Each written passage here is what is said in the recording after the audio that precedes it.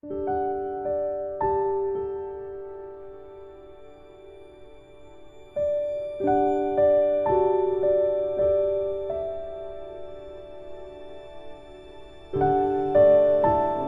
Bapak Ibu sekalian, selamat pagi. Assalamualaikum warahmatullahi wabarakatuh. Waalaikumsalam warahmatullahi wabarakatuh. Nah, Bapak Ibu sekalian, salah satu penyakit yang paling ditakuti ya, salah satu yang paling ditakuti yang ternyata berkaitan dengan pola makan kita itu adalah gula darah atau diabetes ya. Diabetes yang sangat erat kaitannya dengan pola hidup kita, cara makan kita dan sebagainya.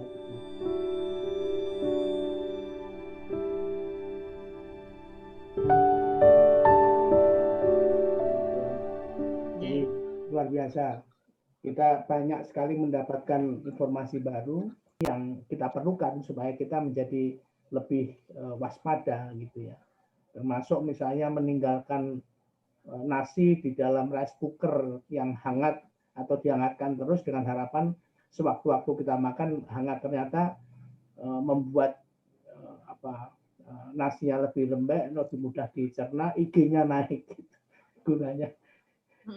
Tapi mungkin juga kalau kita makan yang dingin karena tidak mudah dicerna tadi, gelatinisasi tadi, akibatnya kita cepat lapar gitu ya. Jadi selalu ada imbal baliknya. Tapi nanti kita diskusi lah gitu. Tapi ini banyak sekali yang masuk ke benak kita gitu ya. Termasuk misalnya cara menanak tadi, cara menanak yang rice cooker itu semuanya ada di situ dan akan kembali ke nasi kita makan. Termasuk yang tadinya sudah tercuci di air rebusan masih tetap ada di situ. Tapi kalau dikukus itu seperti dicuci ya, berulang-ulang ya. Kena uap air, turun lagi, kena uap air, turun lagi, sehingga logikanya tadi sampaikan oleh Bu Wido tadi, logikanya atau secara teoritis turun gitu. Jadi mbah kita dulu pakai kukusan itu ternyata lebih cocok dibandingkan rice cooker. Nah, Bapak Ibu sekalian, saya informasikan sekarang ini banyak sekali rice cooker low karbo yang tadi saya sebutkan harganya bisa sampai 3 kali lipat dari rice cooker. Rice cooker 300-400 ada, itu di atas hampir 2 juta lah gitu ya. Tapi kalau angka itu, nilai rupiah itu bisa mengurangi risiko kita untuk gula darah kita, ya mungkin worth it juga, sepadan juga lah, sepadan apa ya. Makan karak, kalau dulu zaman mbah-mbah dulu makan karak itu sakti. Kita nasi aking ya dulu, kalau orang Jawa itu nasi aking itu kita sakti tambah aking juga. Ternyata IG-nya rendah tadi. Baik, ini ilustrasi yang mungkin juga bisa menambah bahan untuk diskusi. Jadi monggo silakan kalau ada yang ingin menyampaikan atau tanya atau share itu ya, monggo silakan. Boleh saya, Pak? Oh, sangat boleh, monggo Pak Agung Sutopo. Saya Agung Sutopo. Sejak 17 tahun yang lalu saya mendalami tentang kesehatan, Pak. Oh gitu. Jadi saya punya majalah OTC Digest yang background saya itu majalah kesehatan, pembacanya awam. Yang kedua saya punya majalah Ethical Digest, pembacanya dokter.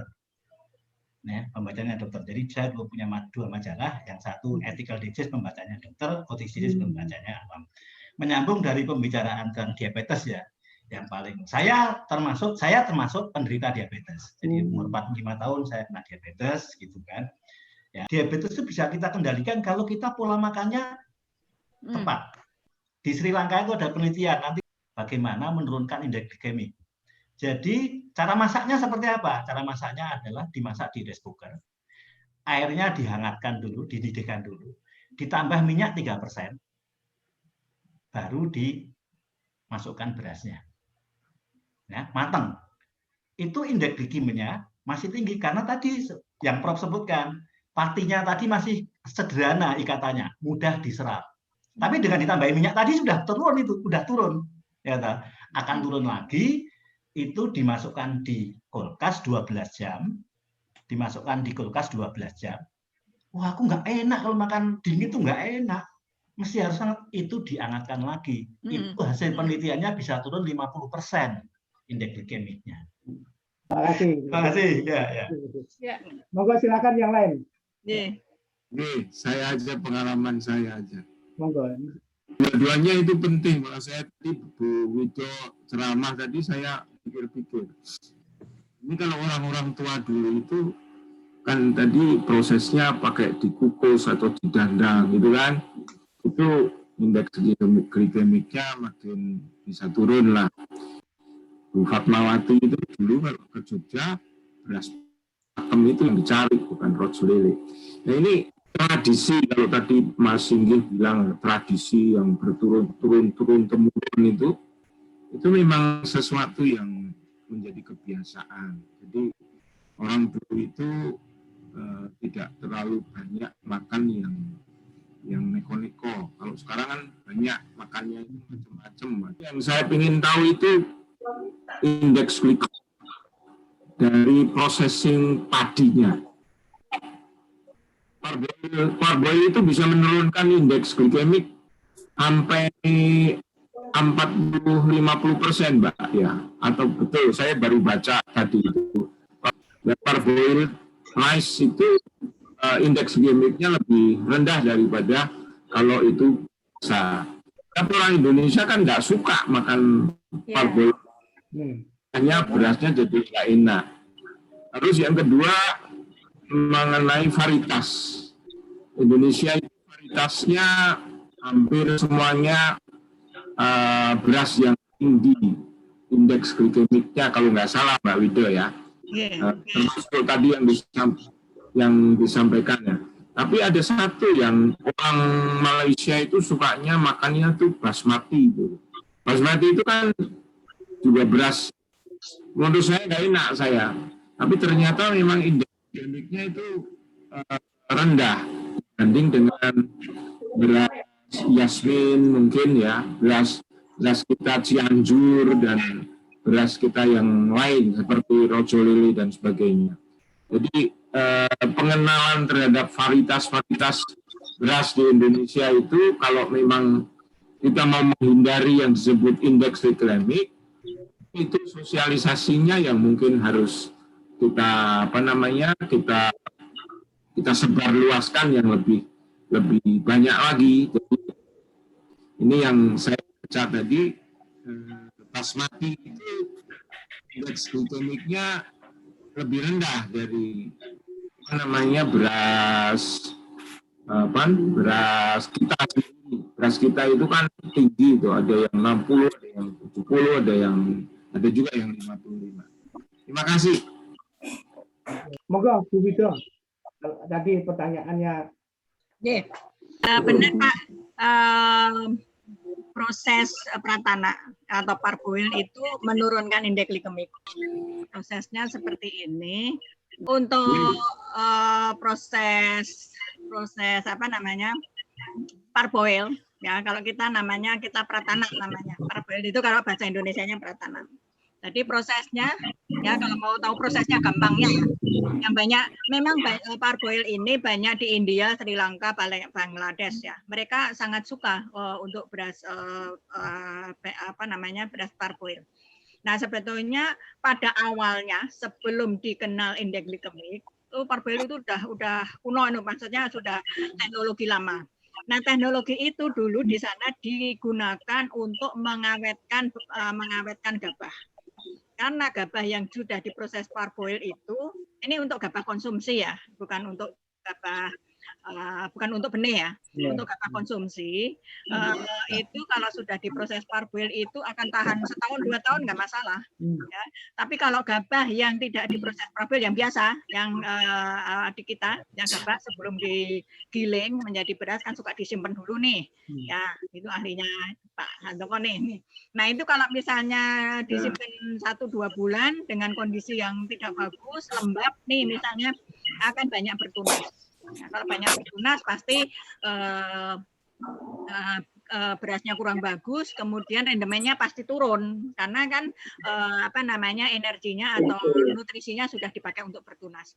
Nah, setelah kita mengenal indeks glikemik, gabah yang diproses, beras yang diproses menggunakan parboil ini tidak hanya untuk diawetkan, untuk mengawetkan gabah, tapi untuk diproses menjadi beras indeks glikemik rendah. Jadi prosesnya pada umumnya beras ini direndam, gabah ya, gabah GKG, kemudian direndam suhunya antara 55 sampai 65. Kebetulan ini salah satu paten saya ya. Kemudian dilakukan steaming, ini ada steamernya di sini. Steaming ini untuk membuat pragelatinasi. Kalau tadi memasak nasi itu gelatinasi ya. Kalau gelatinasi itu dari beras sudah menjadi nasi. Tapi kalau ini pragelatinasi, jadi tetap bentuknya beras, belum sampai menjadi nasi. Ya, pragelatinasi steaming di sini. Kemudian setelah itu ditiriskan, kemudian dikeringkan. Nah, kalau di Bangladesh, di India dan sebagainya, daerah-daerah situ ya, Sri Lanka. Nah, ini gabah yang ini disimpan itu tahunan 1-2 tahun nggak masalah, nggak akan bertunas ya. Kemudian setelah dikeringkan nggak akan bertunas. Nah, ini sih dikeringkan pakai velvet ya, tapi dijemur juga nggak masalah gitu. Kemudian setelah itu diproses biasa. Nah, ini hasilnya beras dengan indeks glikemik rendah yang dengan proses pratana. Untuk parboil itu dapat menurunkan indeks glikemik. Hanya beras dari Ciherang yang tadinya indeks glikemiknya sekitar 60-an sekian, setelah diproses dengan pratana ini bisa turun menjadi sekitar 42-43 seperti itu. Jadi indeks glikemiknya rendah. Saya waktu itu menguji indeks glikemik 21 varietas, sekitar antara 20 sampai 36-an turunnya sekian. Jadi betul. Karena tadi apa? Tadi yang sudah saya sampaikan tadi, ada proses pemanasan, ya. Kemudian ada, kalau nasi jadi gelatinasi, tapi kalau ini hanya sampai pragelatinasi, kemudian diturunkan lagi. Jadi itu daya cernanya menurun, ya. Kalau daya cerna menurun itu inline dengan indeks glikemiknya turun. Kemudian serat pangannya naik. Serat pangannya kenapa bisa naik dengan proses pragelatinasi? Tadi waktu gabah tadi kan direndam dalam air panas ya, air hangat 55 sampai 65. Nah, itu bekatulnya itu akan menempel ke endosperm. Jadi memang setelah digiling berasnya ada kecoklatan karena ada bekatul nempel di situ. Kemudian nutrisi maupun vitaminnya itu meningkat. Karena nutrisi dan vitamin yang ada di bekatul itu terdifusi ke dalam endosperm. Ke dalam endosperm itu beras yang putih tadi itu, seperti itu. Jadi betul dengan proses pratana atau parboil ini dapat menurunkan IG, menurunkan daya cerna, meningkatkan vitamin, meningkatkan mineral. Nah, seperti itu prosesnya. Kemudian kalau beras di kita sudah banyak sekali. Kalau basmati tadi, yaitu memang beras yang spesifik, rasanya enak, tapi indeks glikemiknya rendah. Kemudian kalau beras di kita itu antara 40 sampai 92 IG-nya. Tidak hanya 70, ada yang tinggi sekali kan, seperti itu. Kalau ketan, ini ketan, ada ketan yang varietas namanya Lucy, bukan Bu Lucy ya, varietas ketan ya itu ya, Bu Lucy. Nah, namanya Lucy itu indeks glikemiknya tinggi. Bu Widio, semangka itu giginya tinggi loh. Yang manis ya semangka. Giginya tinggi itu. Ada buah-buahan yang IG-nya tinggi juga dan itu harus dihindari oleh teman-teman yang punya glukose diabetes terlalu tinggi. Saya catat tadi ada beberapa, ada semangka, pisang itu IG-nya juga tinggi itu. Jadi saya itu padahal kalau ada pisang satu liraan itu habis dalam 2 hari itu. Tadi benar semangka, pisang dan beberapa jenis, saya nggak hafal ya. Ada beberapa jenis buah itu yang mempunyai indeks glikemik tinggi. Nah, tadi makanya ada yang namanya beban glikemik. Ya, bukan berarti kalau indeks glikemik yang tinggi terus orang diabetes nggak boleh, itu enggak juga. Boleh, tapi berarti dia konsumsinya juga nggak banyak karena tadi kan indeks glikemik dikalikan kadar karbohidrat, ya kan? Kadar karbohidrat itu sama dengan dibagi 100 itu kadar beban glikemik. Jadi upayakan beban glikemiknya yang rendah di bawah 10 seperti itu. Jadi boleh. Jadi ya kalau 1 lirang 2 hari itu ya kayaknya banyak banget ya. Jadi sebetulnya memanage sendiri. Jadi kayak wortel nih. Wortel itu juga indeks glikemiknya tinggi. Tapi dia kan kadar karbohidratnya kan rendah. Untuk mencapai indeks glikemik tadi, untuk pengujian indeks glikemik itu adalah kadar karbohidrat 50 gram. Jadi kalau mencapai kadar karbohidrat 50 gram itu kita harus mengonsumsi mungkin 1 kilo lah, hampir 1 kilo wortel, kan nggak mungkin. Ya kan, kita mengonsumsi wortel aja 1 kilo. Jadi kalau mengonsumsi wortel satu biji gitu nggak masalah gitu. Nah, jadi kalau misalnya mengonsumsi semangka ya nggak langsung 1 gelundung gitu, 1 gitu kan, mungkin hanya 1 potong saja. Saya kira mungkin itu Pak. Dari saya. Monggo yang lain silakan. Bu Raffi, monggo. Terakhir. Ini untuk Bu Profesor ini. Itu gini, ini karena banyak yang tanya juga ya mengenai kan sekarang orang beralih ke beras merah, beras hitam. Beras coklat masih belum disukai karena memang perak. Nah, beras merah sendiri itu ada yang beras merah betul-betul masih beras pecah kulit, tapi ada juga yang sudah disosok sekali karena memang perak sekali ya. Sehingga banyak sekali yang itu dicampur gitu. Nah, saya cuma ingin tahu seberapa efektif sebetulnya untuk menurunkan IG tadi. Apakah dengan dicampur misalnya perbandingan 1:3 atau 1:5 itu signifikan menurunkan IG tadi. Karena pertimbangan mereka adalah 1 perak kan tadi ya, yang kedua harganya kan mahal gitu. Jadi ada seperti itu. Tadi ya beras merah ya. Memang tidak semuanya beras merah maupun beras hitam itu indeks glikemiknya rendah. Ini harus yang kadang-kadang orang awam kan nggak terlalu paham atau mungkin karena pakai beras merah, pakai beras hitam gitu aja kan. Tapi padahal beras merah dan beras hitam itu sama dengan beras putih, maksudnya ada yang IG-nya rendah, ada yang IG-nya tinggi. Nah seperti itu harus dicek.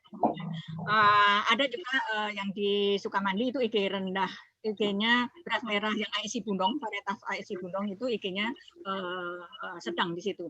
Jadi ya memang seperti itu. Jadi kalau ada beras merah yang masih ada bekatulnya, jadi pecah kulit, itu akan lebih bagus dibandingkan beras merah ataupun beras hitam yang sudah disosok. Tentu saja. Tapi itu sama saja dengan beras putih. Maksud saya dengan varietas yang biasa.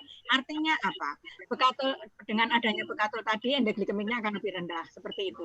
Kemudian tapi kalau beras merah dan beras putih itu ada keunggulan lain karena dia ada antioksidannya. Jadi kalau yang beras merah lebih tinggi ke beta karotennya, kalau yang beras hitam lebih tinggi ke antosianinnya. Jadi ada plusnya.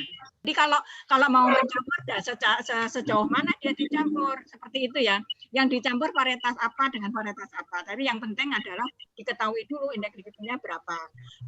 Untuk mengetahui indeks glikemik, orang gampangnya nih, kalau nggak tahu, kalau mau baca buku di deskripsi varietas ada. Tapi hanya misal atau kadar amilosanya. Tapi kalau orang awam nih, kita orang awam nih nggak tahu nih siapa misalnya intinya apa? Beras merah itu indeks glikemiknya rendah, gitu saja. Beras yang pulen makin tinggi indeks glikemiknya. Padahal makin bulan itu makin enak ya, seperti itu sih. Gampangannya seperti itu ya Mas Agung ya. Intinya seperti itu sebetulnya. Mungkin itu. Terima kasih. Sedikit menambahkan tadi Bu Wido, Dek Wido. Kan kalau beras itu tanak menjadi nasi, proses gelatinisasi ya di situ yang membantu sebetulnya mengurangi daya cernanya sehingga IG-nya bisa lebih turun. Simpan dulu, masuk kulkas, katakanlah begitu ya.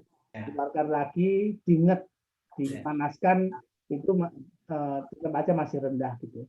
Jadi sebetulnya kalau gitu nasi ketan, gitu. Nasi yang kemarin dan diinget, dipanaskan itu sebetulnya membantu juga ya untuk Iya betul. Iya. Iya. Betul. Ya. Tapi sekali lagi ya, misalnya ada juga sempat juga saya pas ada sih pas ada pertemuan itu ditanya, Bu, gimana kalau saya penderita diabetes? Kata orang nih katanya dia, harus makannya beras wayu yang beras kemarin gitu kan. Nah saya bilang gini, tadi itu beras wayu itu beras yang sudah kemarin, tapi saya menyarankan jangan disimpan begitu saja, maksudnya ditaruh di meja makan gitu, kan bisa terkontaminasi kalau ada bakteri, ada mikroba dan sebagainya. Makanya dan memang selain itu kalau disimpan ditaruh di Tupperware dimasukkan di kulkas itu tadi kan untuk besok dimakan besok boleh saja. Nah itu tadi kan indeks glikemiknya menjadi turun. Besok makanya dikeluarkan dari kulkas tidak akan langsung dimakan gitu aja kan.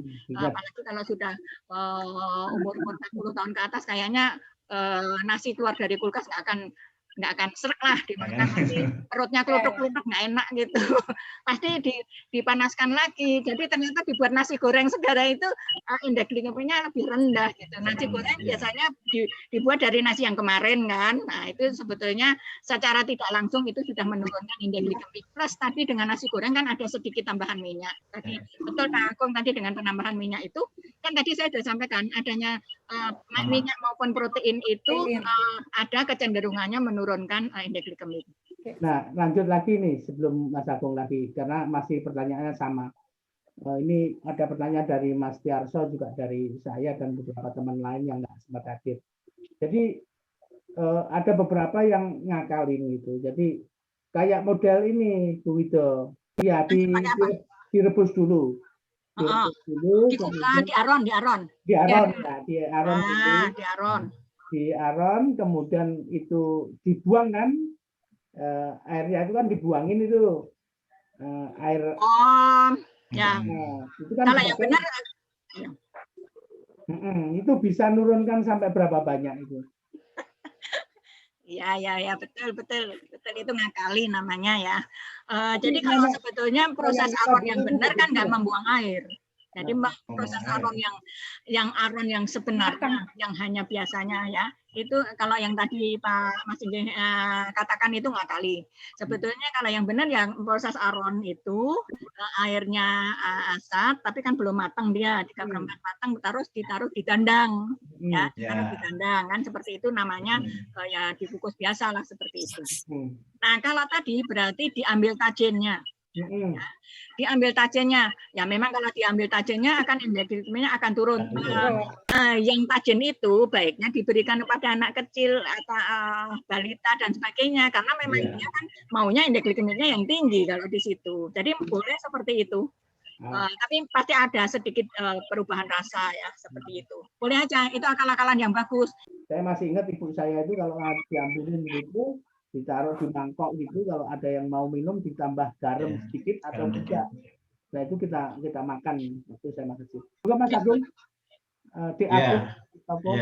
Oke ya. Tadi pokoknya sebetulnya yang ada penelitian dari Sri Lanka tadi ya itu kalau menanak nasi, saya ulangi lagi menanak nasi itu jadi dipanaskan ditambah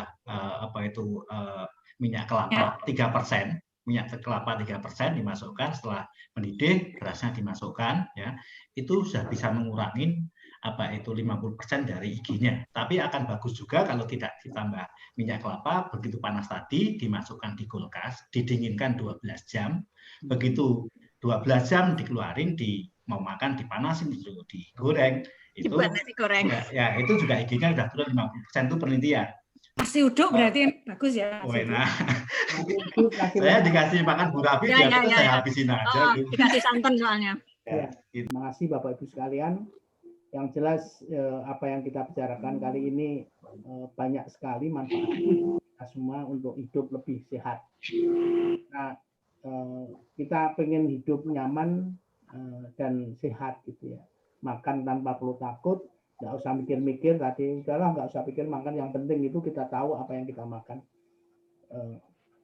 Dan kita banyak tahu sekali tentang indeks glikemik, beban glikemik dan sebagainya, termasuk ini sesuatu yang baru juga. Kita kalau sarapan jangan pakai nasi, putih biasa tapi pakai nasi goreng atau nasi uduk itu ternyata lebih bersahabat gitu ya. Bukan aman atau tidak aman, tapi lebih bersahabat.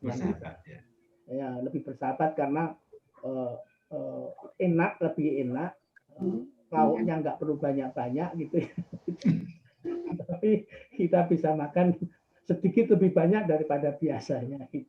Karena indeks glikemiknya ternyata lebih rendah. Kemudian cara menanak tampaknya juga begitu.